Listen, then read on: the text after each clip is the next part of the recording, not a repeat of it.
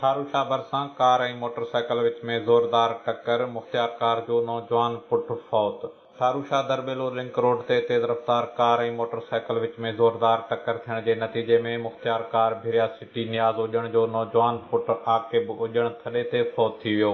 हादसे बाद पुलिस पहुची लाश खणाए अस्पताल आंदो, जिते ज़रूरी घुर्जूं पूरियूं करण बाद लाश वारसनि हवाले कयो वियो। नौजवान जो लाश घर पहुचण ते वारसनि में कोहराम मची वियो, जॾहिं इलाइक़े में ॾुख जी लहर छाइंजी वई। इंतहाई अफ़सोसनाक ख़बर आहे ठारोशा खां, जिते दरॿेलो ठारोशा लिंक रोड ते तेज़ रफ़्तार कार ऐं मोटरसाइकिल विच में ज़ोरदार टक्कर थियण जे नतीजे में भिरिया सिटी जे मुख्तियारकार नियाज़ हुजण जो नौजवान पुट 10हीं क्लास जो शागिर्द आकिब हुजण मौक़े ते ई फौत थी वियो। नौजवान जो लाश क़ानूनी घुर्जूं पूरियूं करण बाद वारसनि हवाले कयो वियो, जॾहिं त मढ़ घर पहुचण ते वारसनि में कोहराम मची वियो ऐं इलाइक़े में पिणु ॾुख जी लहर छाइंजी वई।